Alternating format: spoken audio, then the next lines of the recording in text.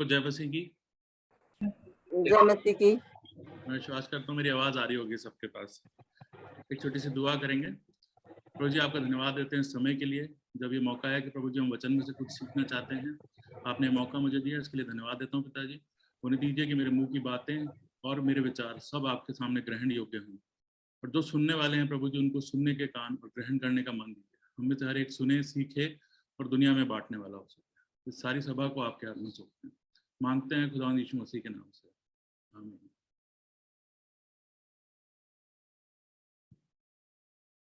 जय मसीह की सबको। पिछले हफ्ते हम लोगों ने बात की मूर्ति पूजा के बारे में, और मैं विश्वास करता हूँ कि इस हफ्ते में खुदा बाप ने हमारी मदद की होगी कि जो मूर्तियां अब तक हमारी जिंदगी में जाने और अनजाने तौर पे थी, उसको खुदा बाप ने ढूंढने में हमारी मदद की होगी, और हमने इतनी हिम्मत दिखाई होगी कि वो मूर्तियां जो अब तक हमारी जिंदगी में रही वो अब नहीं रही होंगी। और जब हमने इन सब चीजों की बात पिछले हफ्ते की, तो हमने मूर्तियां अपनी जिंदगी से निकाल दी, हमने इमेजेस निकाल दी, रिचुअल्स हमें कुछ दिए नहीं गए ज्यादा, तो बचा क्या। और उसी बारे में जब हम अगर आज जो हम बात करने वाले हैं उसको देखें, तो उसका कंटिन्यूएशन ही आप मान सकते हैं। और जो स्क्रिप्चर आज पढ़ा गया उससे आपको समझ में आ गया होगा कि हम किस बारे में बात कर रहे हैं। आज हम बात करेंगे दुआ के बारे में, प्रार्थना के बारे में, इंग्लिश में जिसे बोलते हैं प्रेयर। और मैं स्पेशली बच्चों से रिक्वेस्ट करूंगा कि आज मैं कुछ कुछ चीजें बताऊंगा, अगर आप नोट करो तो आपके लिए सारी जिंदगी काम आएंगी। तो अगर आपके पास पेन पेपर है तो आप उसको जरूर से ले लें।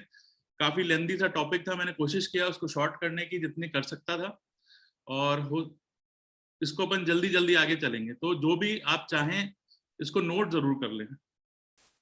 एक छोटी सी कहानी से शुरू करूंगा। एक आदमी था साइमन नाम का, जो एक फैक्ट्री में काम किया करता था। जब वो फैक्ट्री में काम करता था तो उसकी फैक्ट्री के सामने एक चर्च था।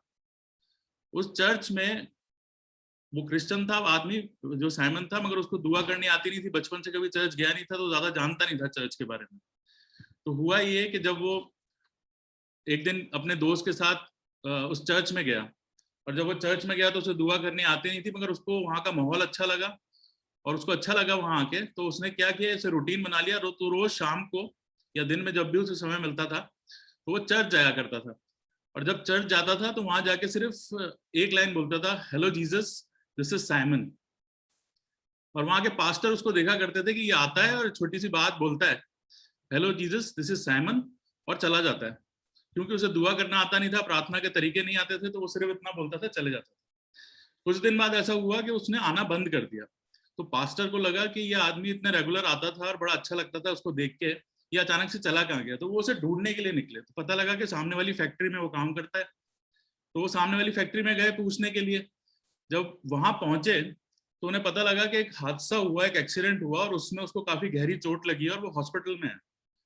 तो जब वो हॉस्पिटल पहुंचे उससे मिलने के लिए, तो साइमन उनसे मिला, काफी रिकवर कर गया था, काफी चीजें ठीक हो गई थी। तो उसने क्या किया कि उस पास्टर ने क्या किया, उससे पूछा कि हुआ क्या था। बोले क्रेन मेरे ऊपर गिर गई थी और मेरी काफी शरीर में चोट लगी थी, और डॉक्टर्स ने जवाब दे दिया था कि मैं मर जाऊंगा, मैं बचूंगा नहीं। तो बोले आप बचे कैसे। बोले मुझे नहीं पता डॉक्टर्स ने मेरे लिए क्या किया, बट मैं ये जानता हूँ कि रात को जब मैं सो रहा था तो कोई आदमी मुझे दिखाई दिया अपने सपनों में, और बड़ा चमक रहा था उसका चेहरा। मैं उसका चेहरा तो नहीं देख पाया क्योंकि वो बहुत चमक रहा था, मगर उसने हाथ हिला के मुझसे बोला, hi Simon, this is Jesus. Praise the Lord.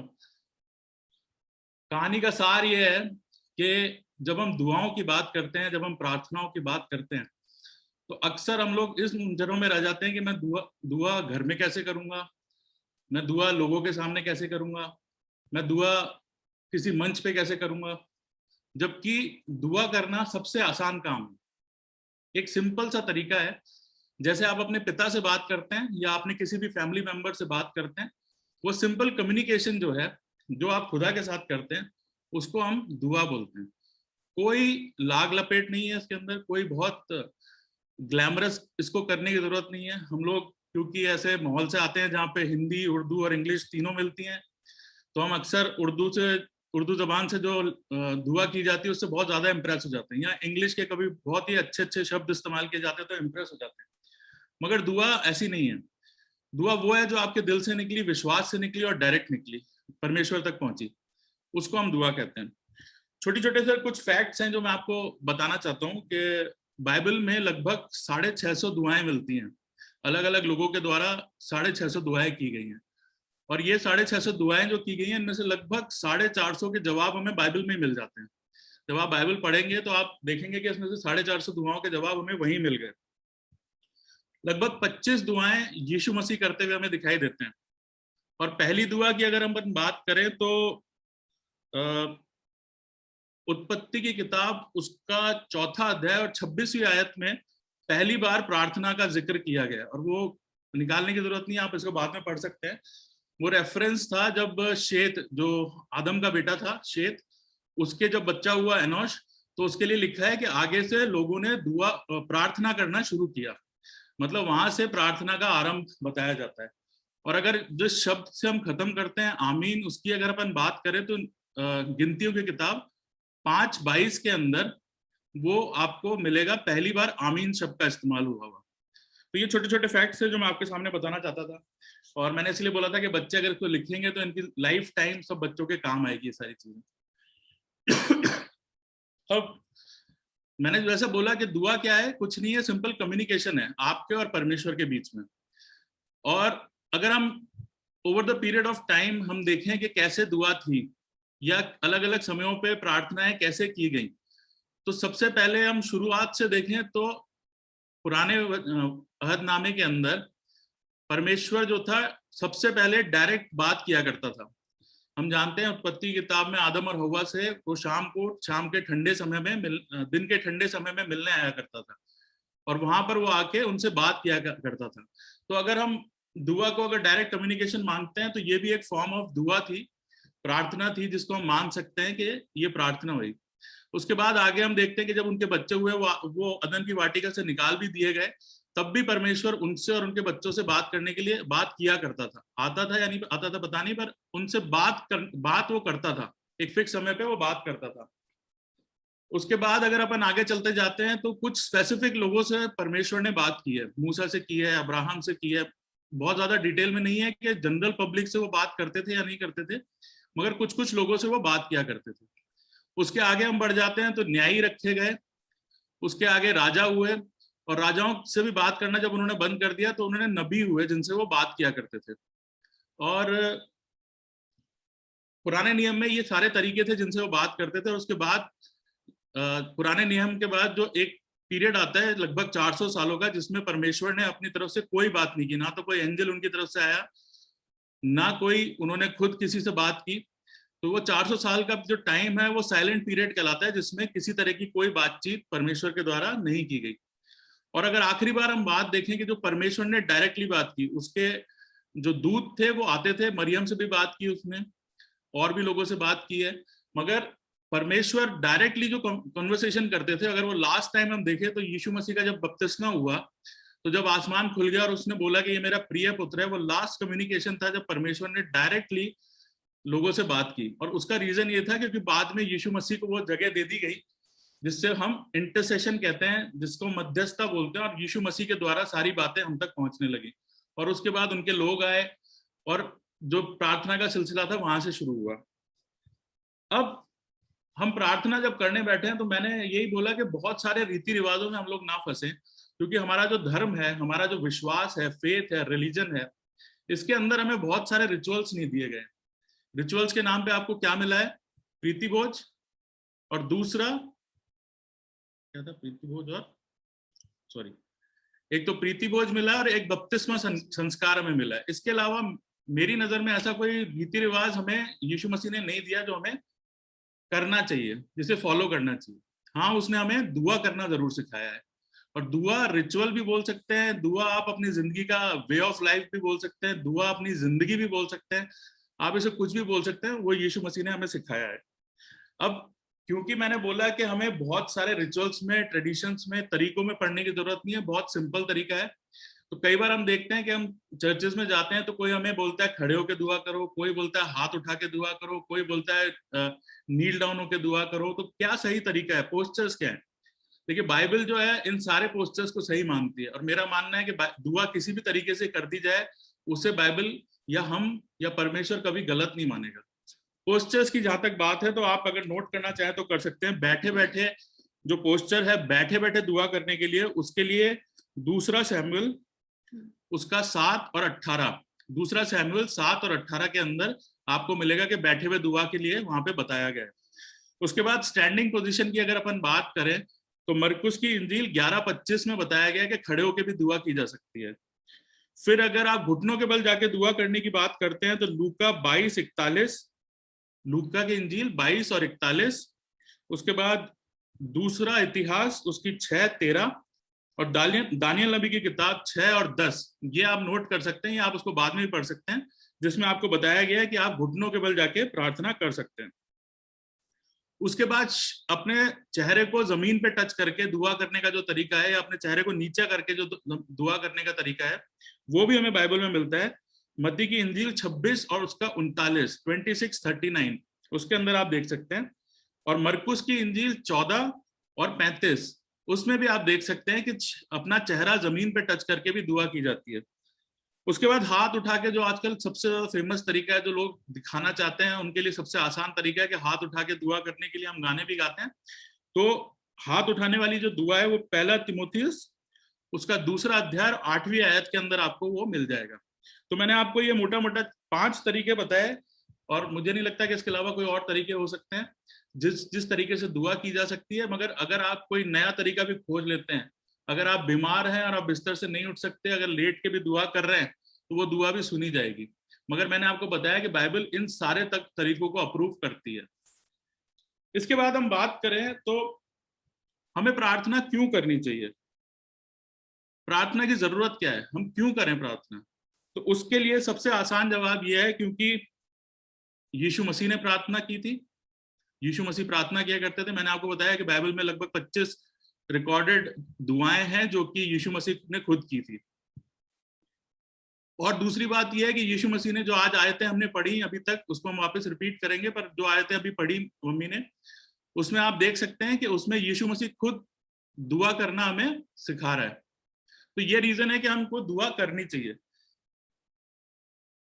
इसके अलावा इफिसियों की किताब उसका 6ठा अध्याय, अगर आप उसमें पढ़ेंगे 11 से 10 या 11वीं आयत से लेकर 18वीं आयत तक, तो वहां पर आपको हथियार दिए गए, आत्मिक युद्ध लड़ने के हथियार दिए गए।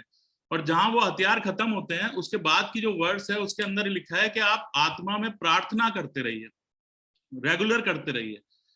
तो जहां पे हथियारों की बात हो रही है, जहां पे आत्मिक युद्ध की बात हो रही है, जहां पे हथियार लोगों ने आपने पहन लिए हैं, लड़ाई करने के लिए आप जा रहे हैं, तो जब आप वहां पहुंचने वाले हैं तो उससे पहले, उस दौरान और उसके बाद भी आपको प्रार्थना करने के लिए बोला जा रहा है। तो ये इंपॉर्टेंस है कि हमें प्रार्थना क्यों करनी चाहिए। एक व्यक्ति थे सीएस जेम्स करके, सीएस लुइस करके, सॉरी, अगर आप इनके बारे में जानते हैं तो ये बहुत बड़े डायरेक्टर थे, हॉलीवुड मूवीज के डायरेक्टर थे।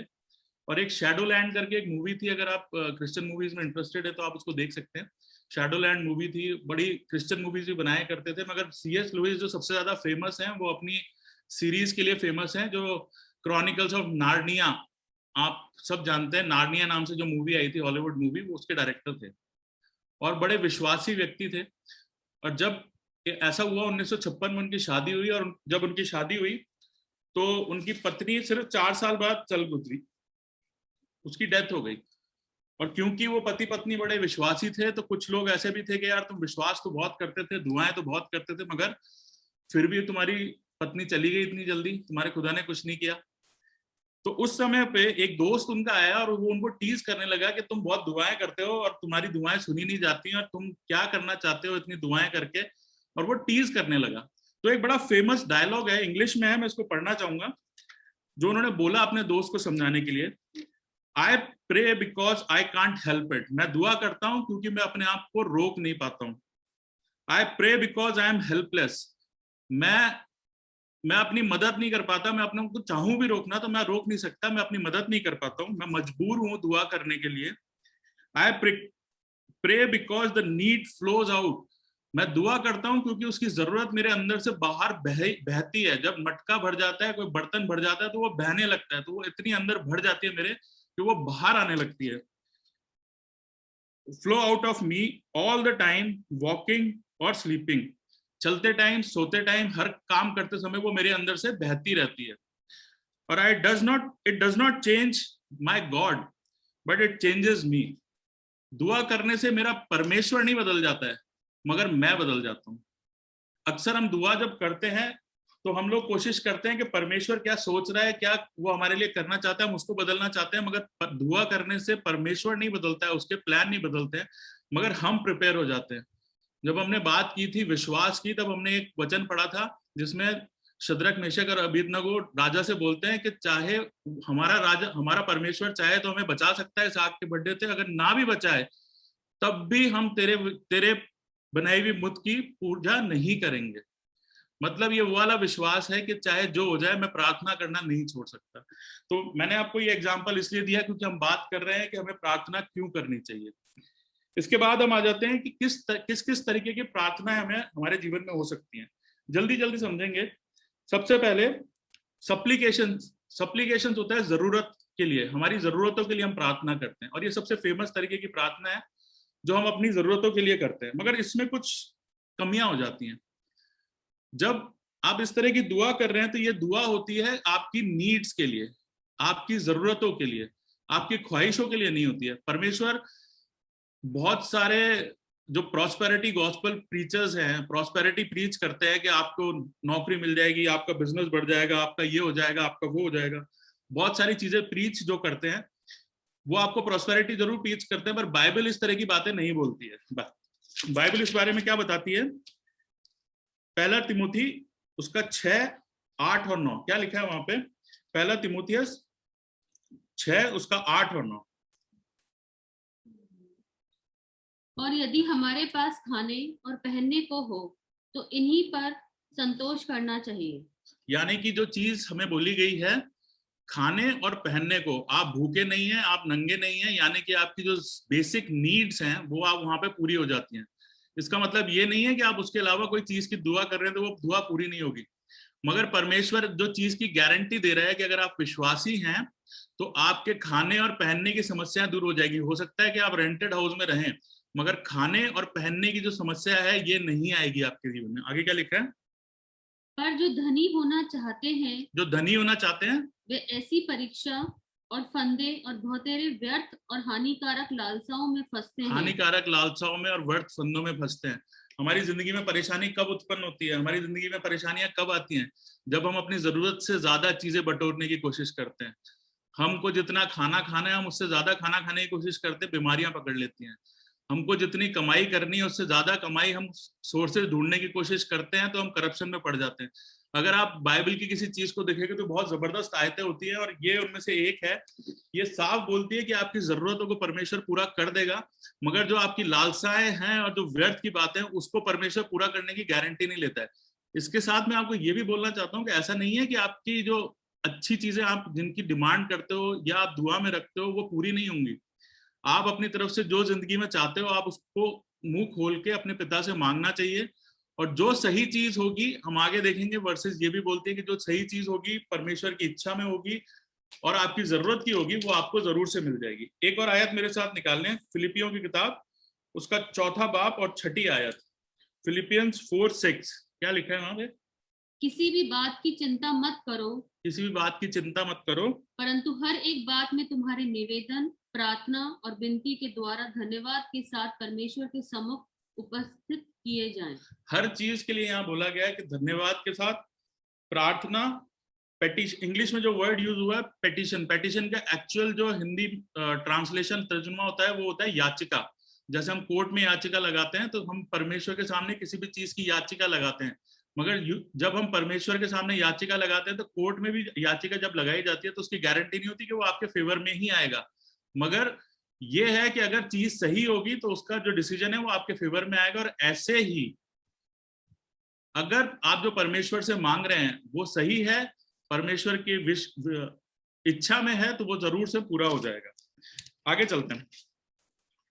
इसके बाद दूसरी तरह की प्रार्थना होती है इंटरसेशन की प्रार्थना, मध्यस्थता की प्रार्थना। हम जो यहाँ पर डेली करते हैं, अपने बीमारों के लिए प्रार्थना करते हैं, दूसरे लोगों के लिए जो प्रार्थना करते हैं, और ये बहुत इंपॉर्टेंट प्रार्थना है। ये सबसे इंपॉर्टेंट प्रार्थनाओं में से मैं मानता हूँ। जो दुआएं हमें सिखाई गई हैं ये सबसे इंपॉर्टेंट है।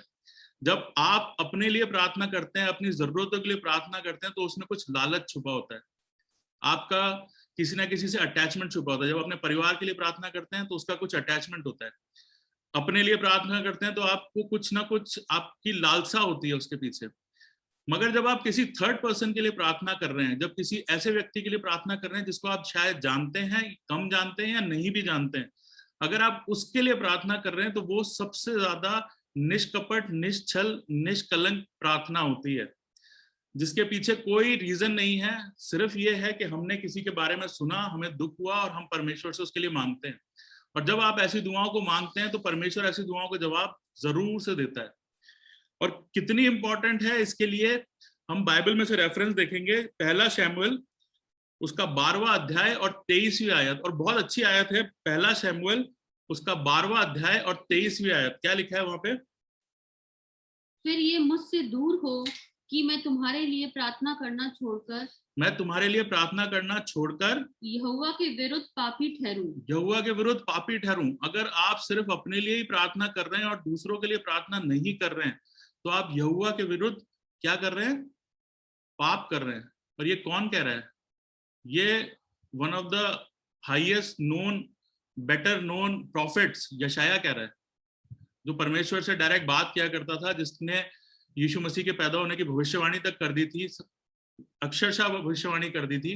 वो आदमी ये बात बोल रहा है कि आप अगर दूसरों के लिए प्रार्थना नहीं कर रहे हो, सिर्फ अपने लिए कर रहे हो, तो यहोवा के समक्ष पाप कर रहे हो। आगे चलते हैं। फिर आती है धन्यवादी की प्रार्थना, थैंक्स गिविंग की प्रार्थना। अगर आप किसी के लिए कुछ अच्छा काम करते हो तो आपकी सबसे पहली एक्सपेक्टेशन क्या होती है? वो बंदा आके किसी को बोले कि इसने मेरे लिए अच्छा काम किया, और अगर वो भी नहीं है तो आप इतना तो एक्सपेक्ट करते हो वो आके आपको थैंक्स गिविंग करे। जब हम इंसान से एक्सपेक्ट करते हैं कि हमारे पास आके वो थैंक्स गिविंग करे, तो परमेश्वर भी हमसे एक्सपेक्ट करता है कि जो अच्छी चीजें उसने हमारी जिंदगी में दी है, हम उसको धन्यवादियों के रूप में उसको भेंट जरूर चढ़ाएं। मेरे साथ निकालने नेहमिया की किताब उसका 11वां अध्याय और 17वीं आयत, नेहमिया 11:17। और मत्तनिया जो मीका का पुत्र और जब्दी का पोता और आसाफ का परपोता था, वे प्रार्थना में धन्यवाद करने वालों का मुखिया था। ये सारे लोग जिनकी बात की जा रही है ना, ये सारे लोग कहीं ना कहीं परमेश्वर की हमदो सताइश के लिए रखे गए थे। मगर कुछ लोग रखे गए थे, वो दुआ करते थे तो सिर्फ क्या करते थे? अपनी धन्यवादियां करते थे। एक बार वापस पढ़ना। और मत्तनिया जो मीका का पुत्र और जब्दी का पोता और आसाफ का परपोता था, वे प्रार्थना में धन्यवाद करने वालों का मुखिया था। धन्यवाद करने वालों का मुखिया था, यानी कि वो मुखिया था कुछ ऐसे लोगों का जिनको अलग रखा गया था कि आपको सिर्फ और सिर्फ क्या करना है? धन्यवादी देनी है परमेश्वर को, और धन्यवादियों के लिए रखा गया था। क्या हम जब दुआएं करते हैं तो हमारी दुआओं में रेगुलरली हम धन्यवादियां करते हैं? यहाँ पर इतना इंपॉर्टेंट था पुराने नियम में कि जब महायाजक और याजक हुआ करते थे तो एक ग्रुप को सिर्फ इसलिए रखा गया था कि वो परमेश्वर की धन्यवादी करे। इसके बाद निकाले मेरे साथ कुलुसियों की किताब उसका 4था अध्याय और 2री आयत, कोलोसियंस 4:2। क्या लिखा है वहां पे? प्रार्थना में लगे रहो और धन्यवाद के साथ उसमें जागृत रहो। प्रार्थना में लगे रहो और धन्यवाद के साथ उसमें जागृत रहो। धन्यवाद के साथ जागृत रहो। एक और आयत निकालेंगे कुलुसियों की किताब में से ही, 15वीं और 3रा अध्याय 15 और 17, कोलोसियंस 3:15 and 17। 15वीं आयत में क्या लिखा है पहले? और मसीह की शांति जिसके लिए तुम एक देह होकर बुलाए भी गए हो, तुम्हारे हृदय में राज्य करे और तुम धन्यवादी बने रहो। तुम धन्यवादी बने रहो, यानी कि आपको हर समय धन्यवादी बने रहना है। बाइबल हमें बार बार ये बता रही है कि हमें जो जो चीजें हमारी जिंदगी में अच्छी मिली हैं, क्या क्या अच्छा मिला है हमारी जिंदगी में। क्या हमारी नौकरी, क्या हमारा घर, क्या हमारा स्टेटस? नहीं, ये तो है ही। मगर आज सुबह हम उठ पाए, उठ के चल पाए, उठ के खा पाए, हम खड़े हो पाए, हम सांस ले रहे हैं, एक एक चीज परमेश्वर का धन्यवाद देने के लिए है हमारे जीवन में। अगर हम दिन भर से उठा के देखें तो आप इतनी धन्यवादियां दे सकते हैं कि आपका वो दिन तो सिर्फ धन्यवादियों में निकल जाएगा, और अगले दिन फिर धन्यवादी देने के लिए आप तैयार हो सकते हैं। इतनी चीजें धन्यवादियां देने के लिए। जल्दी से आगे चलेंगे। इसके बाद मैंने आपको बताया 3 तरह की प्रार्थनाएं थी, और 3 तरह की प्रार्थनाएं थी। अब इसके बाद हम आते हैं कि हमें प्रार्थना किससे करनी चाहिए। अक्सर हम लोग अपने बच्चों को जब दुआएं करना सिखाते हैं तो हम क्या सिखाते हैं कि प्रार्थना करो, और बच्चे लोग खास तौर से ध्यान दें, इस तरफ सुने, प्रार्थना करो तो किससे करो? जीसस पापा से करो। हम लोग बाइबल के मानने वाले लोग हैं और उसके अंदर कोई चेंज डिफरेंस नहीं करना चाहते, हम चेंज नहीं करना चाहते हैं। बाइबल हमें बताती है कि जब आप प्रार्थना करो, यीशु मसीह ने हमको सिखाया कि जब आप प्रार्थना करो तो किससे प्रार्थना करो? पिता परमेश्वर से प्रार्थना करो। मेरे साथ निकाल लें मत्ती की इंजील, जो अभी हमने आयत मम्मी ने शुरू में पढ़ी, उन्हीं में से पढ़ेंगे। मत्ती की इंजील 6 अध्याय, उसकी 6, 8वीं और 9वीं आयत। क्या लिखा है वहां पे? परंतु जब तू प्रार्थना करे तो अपनी कोठरी में जा और द्वार बंद करके अपने पिता से जो गुप्त में है प्रार्थना कर, और तब अपने किससे कर? अपने पिता से प्रार्थना कर। आपको बोला जा रहा है कि आपके पिता से प्रार्थना करें। वो कोठरी वाला जो सिस्टम है वो तो अपन वापस आएंगे उसके ऊपर। इस समय आपको ये बताना चाहता हूँ कि वो बोल रहा है कि पिता से प्रार्थना करो। कौन कह रहा है? ये यीशु मसीह कह रहा है। आगे, और तब तेरा पिता जो गुप्त में देखता है तुझे प्रतिफल देगा। कौन देगा प्रतिफल? प्रतिफल भी दुआ आपको किससे करनी है? परमेश्वर पिता से करनी है। और प्रतिफल कौन देगा? परमेश्वर पिता ही देगा। 8वीं आयत। सो तुम उनकी नाई ना बनो, क्योंकि तुम्हारा पिता तुम्हारे मांगने से पहले ही जानता है कि तुम्हारी क्या क्या आवश्यकताएं हैं। कौन जानता है? तुम्हारा पिता तुम्हारे मांगने से पहले ही जानता है कि तुम्हारी आवश्यकताएं क्या है। यीशु मसीह फिर से आपको याद दिला रहा है कि दुआ आपको किससे करनी है? परमेश्वर पिता से। आगे 9वीं आयत। सो तुम इस रीति से प्रार्थना किया करो, हे हमारे पिता, तू जो स्वर्ग में है, तेरा नाम पवित्र माना और जाए। ये जो नमूना हमारे सामने रखा गया है कि हमको किस तरीके से प्रार्थना करनी है, मॉडल हमारे सामने रखा गया है कि प्रार्थना किस तरीके से होनी चाहिए, तो उसमें भी उसने शुरुआत किससे की है? हे हमारे पिता। जो उसने हमें सिखाया है कि आपको किस तरीके से दुआ करनी है, उसमें भी उसने रखा है हे हमारे पिता। दुआ हमें किससे मांगनी है? जब भी आप प्रार्थना कर रहे हैं तो पिता परमेश्वर से, फादर गॉड, परमेश्वर से हमें प्रार्थना करनी है। मगर यीशु मसीह का भी रोल है। क्या रोल है? उसको निकाल लें। यूहन्ना की इंजील, उसका 9वां अध्याय और 31वीं आयत। यीशु मसीह का भी रोल है इसके अंदर। क्या लिखा है? 9:31। हम जानते हैं कि परमेश्वर पापियों की नहीं सुनता, परंतु यदि कोई परमेश्वर का भक्त हो तो उसकी इच्छा पर चलता है तो वह उसकी सुनता है। नहीं, सॉरी, यूहन्ना की इंजील 16वां अध्याय 23 और 24 पढ़ेंगे। यूहन्ना 16, 23, 24। उस दिन तुम मुझसे कुछ ना पूछोगे, मैं तुमसे सच सच कहता हूँ, यदि पिता से कुछ मांगोगे, पिता से कुछ मांगोगे, मांगना अभी भी पिता से ही है, कुछ मांगोगे तो वह मेरे नाम से तुम्हें देगा। मेरे नाम से तुम्हें देगा। अब तक तुमने मेरे नाम से कुछ नहीं मांगा। अब तक तुमने मेरे नाम से कुछ नहीं मांगा। किसके नाम से? यीशु मसीह के नाम से नहीं मांगा। मांगो तो पाओगे ताकि तुम्हारा आनंद पूरा हो जाए। मांगो तो पाओगे ताकि तुम्हारा आनंद पूरा हो जाए। तो हमें जिस समय भी दुआ करनी है तो करनी हमें पिता परमेश्वर से है। और किसके थ्रू करनी है? यीशु मसीह के थ्रू। बच्चे जब दुआ कर रहे हैं तो ये चीज बचपन से सीखे कि दुआ हमें पिता परमेश्वर से करनी है। मगर क्योंकि हमारे बीच में यीशु मसीह है, यीशु मसीह को हम रिस्पेक्ट देते हैं, उसने हमारे लिए जान दी है, वही हमारा मध्यस्थ है, वही हमारे बीच में है जो हमारी दुआओं को, जब आप पापा से कोई चीज मांगने जाते हो और आपको पता है कि पापा देने में थोड़ी आनाकानी करेंगे या पापा से डर लगता है, तो आप किसके पास जाते हो? आप मम्मी के पास जाते हो ना, कि मम्मी के थ्रू आया। वही तरीका है कि हम डायरेक्ट मांग पापा से रहे, मगर वाया मीडिया क्या इस्तेमाल कर रहे हैं? मम्मी की तरह यहाँ पे जीसस क्राइस्ट को हम लोग इस्तेमाल कर रहे हैं, मध्यस्थता उसकी ले रहे हैं कि आप हमारे साथ रहें और आपके द्वारा हम लोग पिता परमेश्वर से दुआ मांगेंगे। आगे चलते हैं। प्रार्थना किसको करनी चाहिए? मेरे हिसाब से तो सबको ही करनी चाहिए, मगर प्रार्थना के लिए भी बताया गया है किसको प्रार्थना करनी चाहिए। लूका की इंजील 11, 9 और 10। लूका की इंजील 11, 9 और 10 क्या लिखा है वहां पे?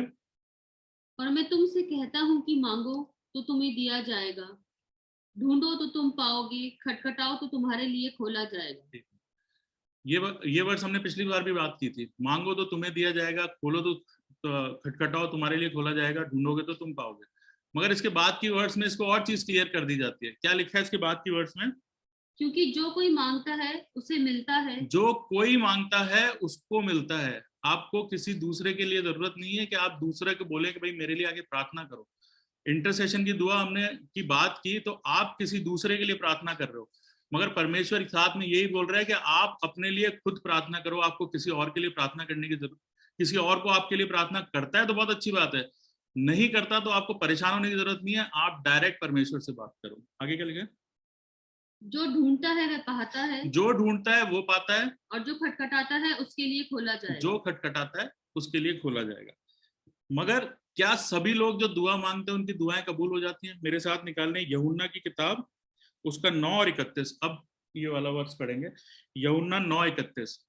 हम जानते हैं कि परमेश्वर पापियों की नहीं सुनता, हम जानते हैं कि परमेश्वर पापियों की नहीं सुनता, परंतु यदि कोई परमेश्वर का भक्त हो और उसकी इच्छा पर चलता है तो वह उसकी सुनता है। परमेश्वर का भक्त है और उसकी इच्छा पे चलता है तो वो उसकी जरूर सुनता है। मैं आपको इस वाली डिबेट पे नहीं जाएंगे कि मैं हर कोई दुआ करना ही छोड़ दे कि मैं तो पापी हूँ, मैंने तो पाप किया है, मेरे से बड़ा तो पापी कोई है ही नहीं, मेरे से तो आज पाप हो गया था, मैं दुआ करके क्या करूँ। इस डिबेट पे अभी नहीं जाएंगे, ये अलग टॉपिक है।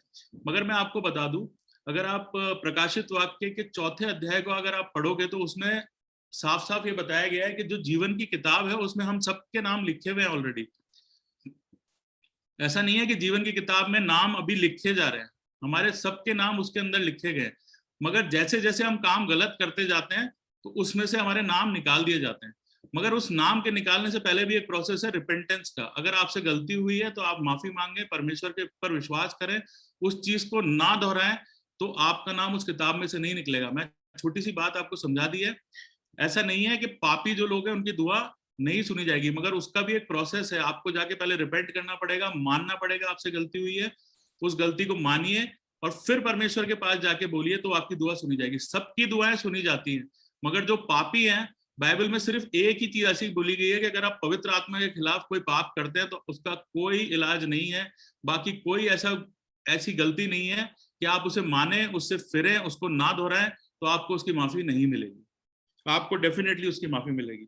तो हमें किससे प्रार्थना करनी चाहिए वो हमने सीखा, किसको प्रार्थना करनी चाहिए वो हमने सीखा। अब हम आते हैं हाउ टू प्रे, किस तरीके से हमें प्रार्थना करनी चाहिए। अब आज की जो हमारी बेस आयत थी, जब बेस पैसेज हमने पढ़ा मत्ती 6:5 से लेके 14 तक, वो आपको पूरा बाइबल बताती है कि दुआ किस तरीके से होनी चाहिए, दुआ के बारे में एक एक चीज बताती है। अब इस पैसेज को हम 2 पार्ट में डिवाइड कर सकते हैं। पहला पार्ट होगा मत्ती की इंजील 6, उसकी 5वीं आयत, 7वीं आयत और 8वीं आयत। ये 3 आयतें वो आयतें हैं जो आपको बताती हैं कि परमेश्वर के सामने आपको क्या नहीं करना है। मैं चाहूंगा कि अपन इसमें जाएं, इससे पहले चेंज कर लेते हैं। 3 मिनट का टाइम बनता है, बीच में डिस्टर्बेंस हो गई, एक नया टॉपिक शुरू कर रहे हैं तो अपन पहले चेंज कर लेते हैं।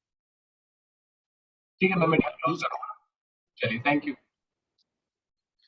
तो एक छोटा सा अगर रिवीजन अपन करें तो इंट्रोडक्शन मैंने आपको बताया, कुछ कुछ फैक्ट्स बताए। उसके बाद हमने पोस्चर्स की बात की कि किस तरीके से बैठ के प्रार्थना करनी चाहिए। उसके बाद हमें प्रार्थना क्यों करनी चाहिए, किन किन तरीकों से प्रार्थना होती है, किससे प्रार्थना की जानी चाहिए, कौन लोग हैं जो प्रार्थना कर सकते हैं, और आखिर में अब हम आ जाते हैं हाउ टू प्रे, किस तरीके से हमें प्रार्थना करनी है। इसमें मैंने आपको बताया कि जो आयतें हमने पढ़ी, जो पैसेज हमने पढ़ा, इसमें से 2 पार्ट में हम डिवाइड करते हैं। पहली चीज है मत्ती 6 उसका 5वें वर्स, 7वीं वर्स और 8वीं वर्स। ये वो वर्सेस हैं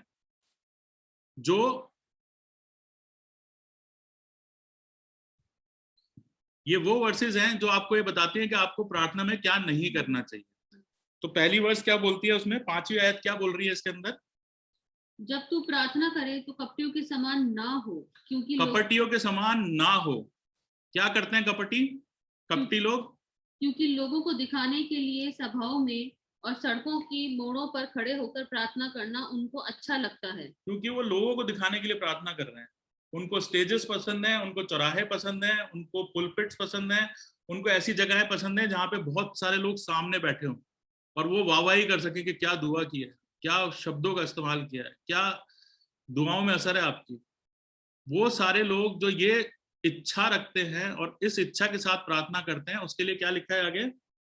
मैं तुमसे सच कहता हूँ कि वे अपना प्रतिफल पा चुके। क्योंकि आपने इच्छा किस चीज की थी? ग्लैमर की, लोगों के रिकग्निशन की, तो वो तो आपको हाथों हाथ मिल गया। परमेश्वर ने आपकी इच्छा पूरी कर दी। आपकी इच्छा ये नहीं थी कि जो दुआ में मांगा जा रहा है उस चीज को पूरा किया जाए।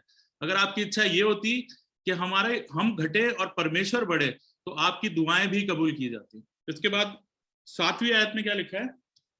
प्रार्थना करते समय अन्य जातियों की नाई बकबक ना करो, अन्य जातियों की नाई बक ना करो। अब ये एक बहुत ही कंट्रोवर्शियल टॉपिक है, मैं यहाँ पे नहीं बोलूंगा उसके बारे में, बट हाँ बाइबल हमें बताती है कि आपको बक नहीं करनी है दुआ करते टाइम। मतलब इसके दो अलग अलग सेंसेस हो सकते हैं। एक सेंस तो ये हो सकता है कि हम अनाप शनाप बातें करना शुरू कर दें, जो चीज जरूरी नहीं है उसके बारे में दुआ करना चालू कर दें।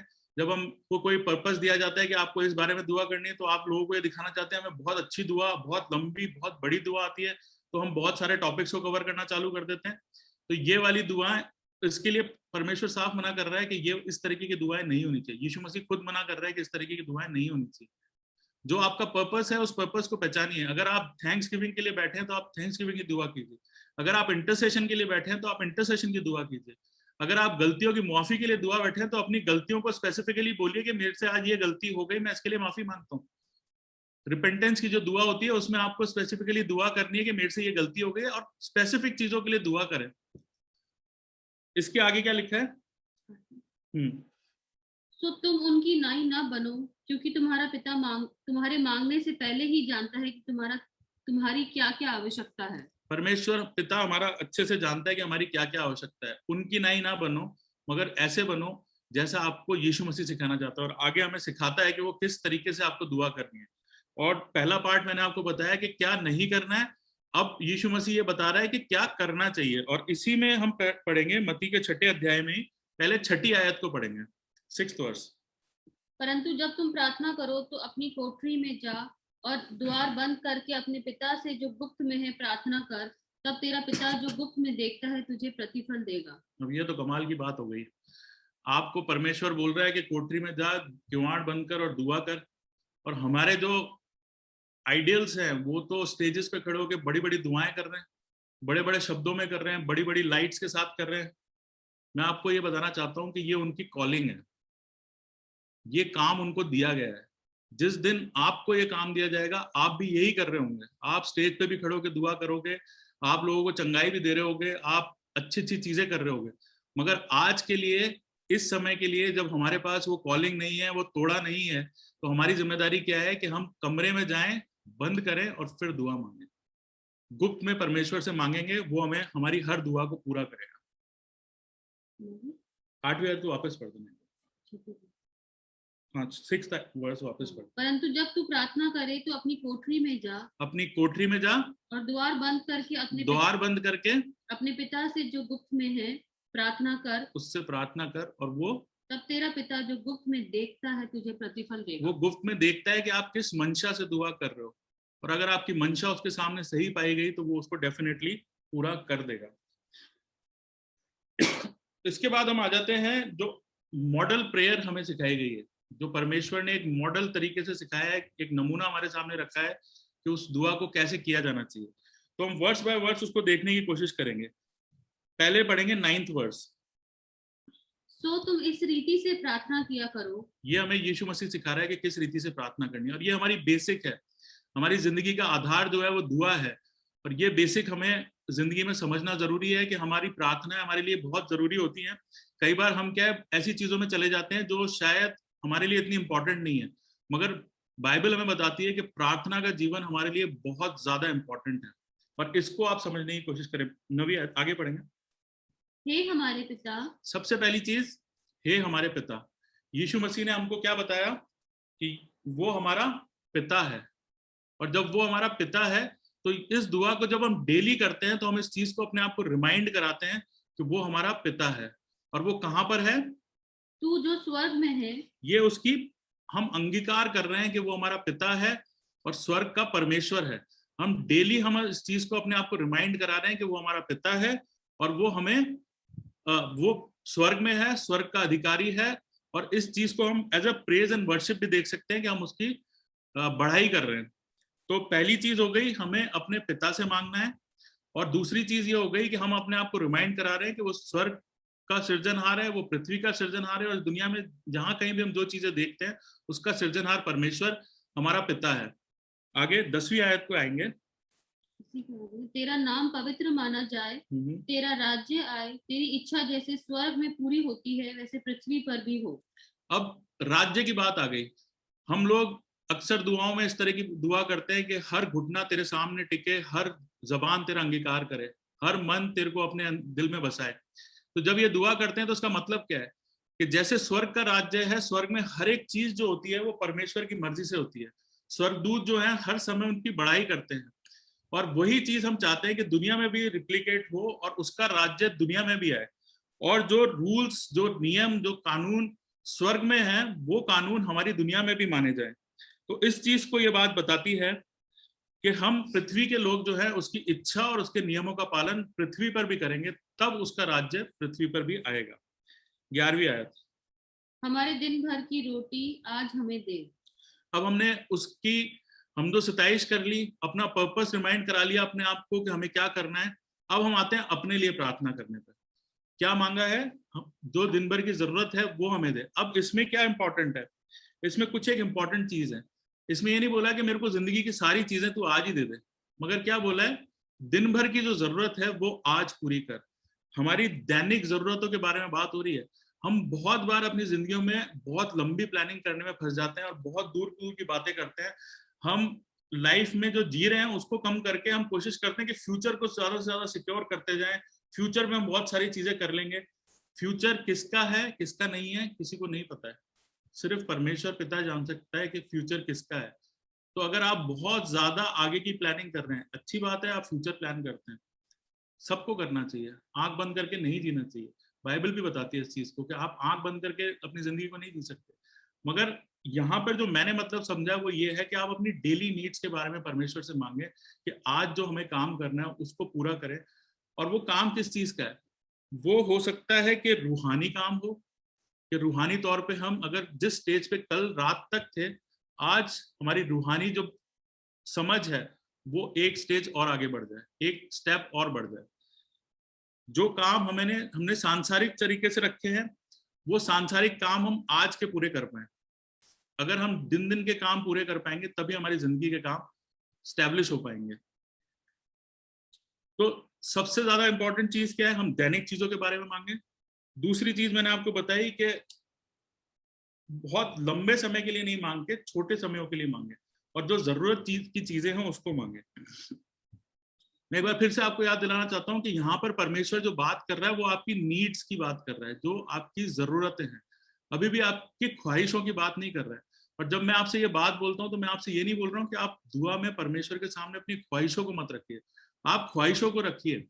और जब आपकी ख्वाहिशें उसके सामने जाएंगी और जो उसकी मर्जी में ठीक पाया जाएगा और जो आपके लिए जरूरत होगा, आपकी जिंदगी में आपको एक कार चाहिए, जिस दिन परमेश्वर को लगेगा कि वो कार अब आपके लिए एक जरूरत है और आपको मिलनी ही चाहिए, उस दिन परमेश्वर आपकी दुआ को पूरा करेगा। आप कोई ऐसी चीज मांग लेंगे जो बहुत बड़ी है, आपकी जिंदगी के लायक नहीं है, हो सकता है उससे आपका नुकसान हो, अगर परमेश्वर की इच्छा में वो पूरा होता है तो वो चीज आपके लिए जरूर से पूरी की जाएगी।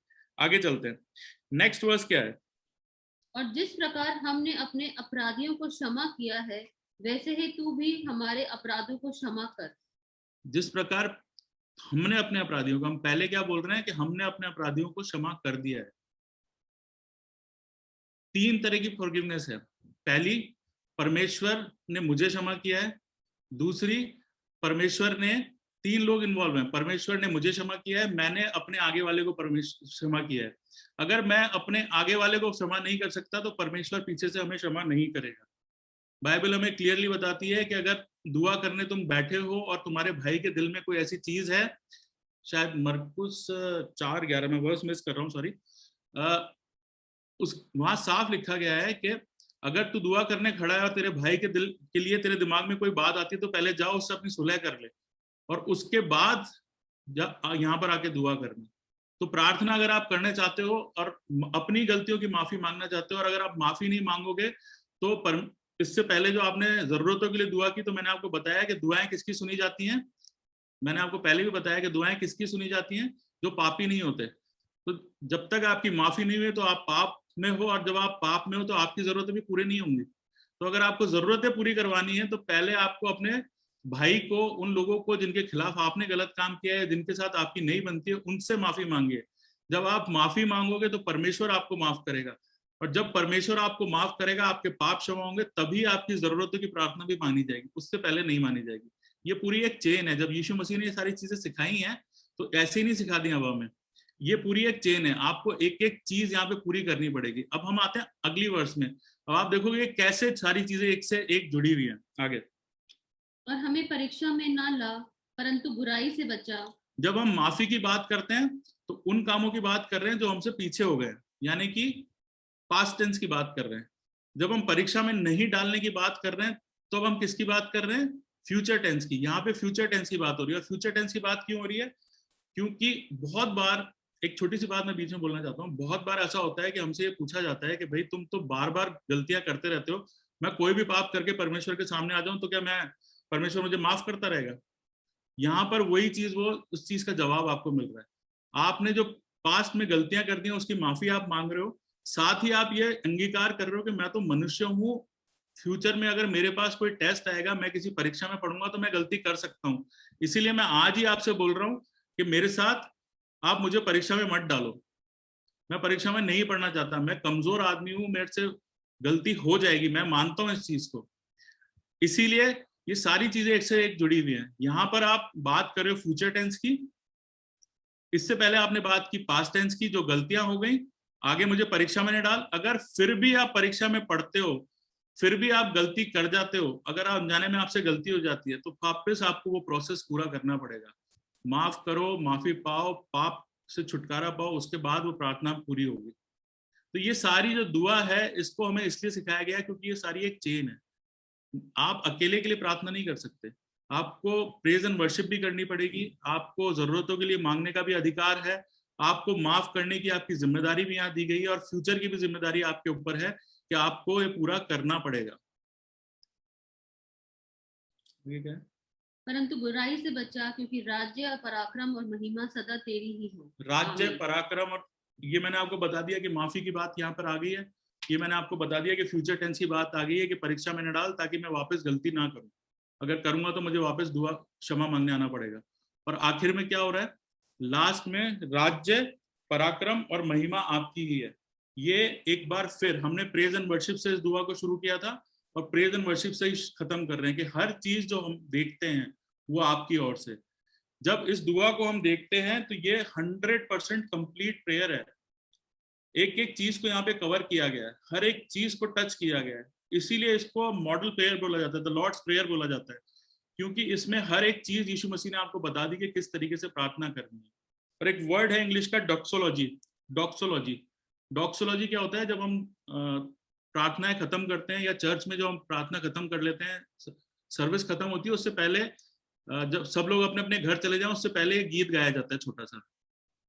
कोई भी, हर चर्च में अलग अलग तरीके के गीत होते हैं जो विदाई के टाइम पे गाया जाता है कि भाई अब चर्च की सर्विस खत्म हो गई है। कौन सा गाया जाता है? काश की यीशु भी गाते हैं। काश की यीशु, हम लोग भी गाते हैं ना ये गाना। वो गाना जो होता है उसको डॉक्सोलॉजी बोला जाता है। बहुत सारे चर्चेज में प्रथा होती है कि जब आप लॉर्ड्स प्रेयर आप बोल लेते हो, बेनेडिक्शन हो जाता है, उसके बाद एक छोटा सा कोरस गाया जाता है, उस कोरस को डॉक्सोलॉजी बोला जाता है। क्या मतलब है इसका? कि जब हम अलग अलग हो रहे हैं, जब हम वो रिश्ता जो अभी हमारा प्रार्थना में बन गया था उसको पॉज दे रहे हैं, तो पॉज देने के लिए से पहले ये चीज हम अपने आप को वापस रिमाइंड कराते हैं कि राज्य भी परमेश्वर का है, पराक्रम भी परमेश्वर का है, और महिमा भी परमेश्वर को ही मिलनी चाहिए। मैंने आपको एक एक चीज यहाँ पे कवर की, कोशिश की कि सारी चीजें आपको मिले। अंत में समराइज करने के लिए मैं आपसे यही बोलना चाहता हूँ कि दुआ जो एक चीज है वो ऐसी चीज है कि आपको बहुत टीडियस जॉब नहीं है। ये ऐसी जॉब नहीं है जिसके लिए आदमी घबरा जाए। क्या दुआ करने के लिए बोला, लोग घबरा जाते हैं, इसमें घबराने का कुछ नहीं है। आपके मन में जैसी बात आए, आप जो परमेश्वर से बात करना चाहते हैं, आप अपने घर में जैसे बात करें, उसको उतने सिंपल तरीके से परमेश्वर के सामने रख दीजिए, वो दुआ 100% पूरी होगी, ऐसा मेरा विश्वास है।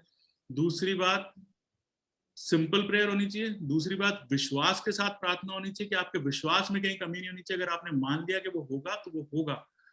अगर आपने मान लिया है कि वो होगा, वो परमेश्वर की इच्छा में मौजूद है, तो वो डेफिनेटली होगा। अगर वो परमेश्वर की इच्छा में मौजूद नहीं है, हमारे लिए अच्छा नहीं है, तो नहीं होगा।